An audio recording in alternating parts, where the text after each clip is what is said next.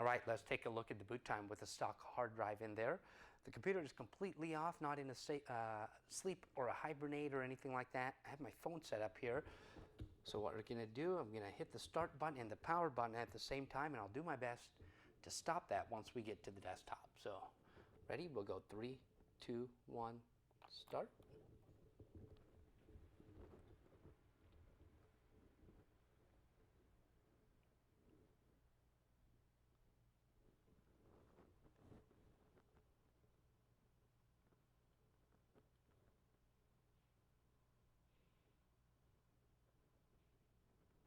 A little slow on there, but showing 19.9 seconds. It was probably more around 19 to 19 and a half seconds.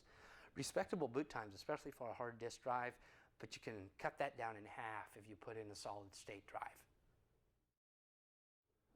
We're also going to take a look at the hard drive read-write speeds here. This is with Crystal Disk Mark. As you can see, this is right where we expect a regular hard disk drive, 7,200 RPM to score at. Sequential speeds read at about 140 megabytes per second, and then the write 125.7 megabytes per second. For most daily performance, though, you're looking at the smaller numbers like the 4K and the 4K QD32. Throwing something like a Samsung 840 EVO, and your sequential speeds can get up to 500, 550 megabytes per second read time. And then the 4K QD32 can get 300, 400 megabytes per second compared to a 0.93, 0.85 speed on there. A lot faster on the regular 4K all the way throughout, but as many of you probably already know, SSDs really increase that snappiness of it. So this does have the second open hard drive bay, just waiting for a second hard drive to be put in there. 3D Mark Firestrike. Okay, we're going to start looking at some benchmarks. We're going to start with 3D Mark Firestrike. Got it loading up in the background. As you can see, we have our decimal meter set off to the side, so you can see if the fans create any additional noise, what type of noise.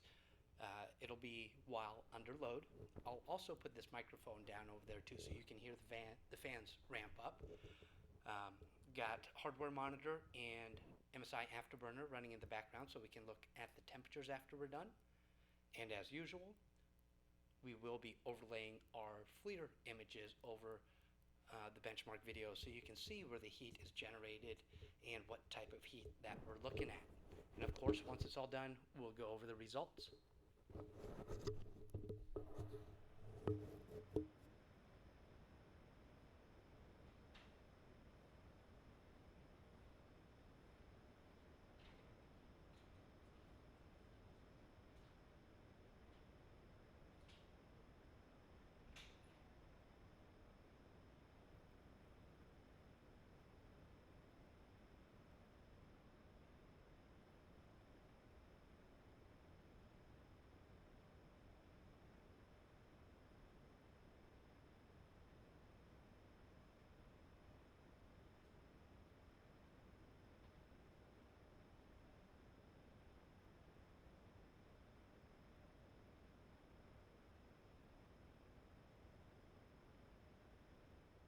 Okay, taking a look at 3D Mark Firestrike results. As you can see, the score, 6,365. A graphics score, 7,371.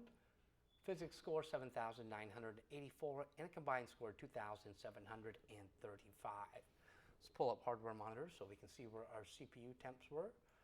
And there we go. We're seeing max temperatures, 81, 83, and 84. Hardware monitor was not picking up the GPU here, so I had MSI Afterburner running in the background so we can take a look at that. And 73 Celsius max for the GPU temperature, so very low. That's just one of the characteristics of Maxwell on there. They definitely run a lot lower in temperatures than the Kepler architecture did. So good performance, good temperatures. Really not too much noise out of there, kind of, you know, what we've heard from the previous GT60 models. So let's take a look at a couple other benchmarks as well. Results. All right, our second benchmark, 3D Mark Skydiver, is all finished up. Let's go over the scores here. We're looking at 16,596. A graphics score, 23,076. physics score 7,289, and a combined score 13,940. Let's pull up hardware monitor, take a look at the CPU temps, a little bit higher than we did see with Fire Strike. So we're looking at upper 80s to lower 90s. So 90, 89, 87, and 90. Let's take a look at the GPU, see if it was consistent with what we saw. Still a very good temperature, a little bit higher at 77 Celsius. Obviously, a little bit higher than 3D Mark Fire Strike, which hit 73, but still 77, still a very good number to have on there. So we'll run one more, which will be 3D Mark 11, and go over the results on that one. All right, the last benchmark that we're taking a look at is all finished up.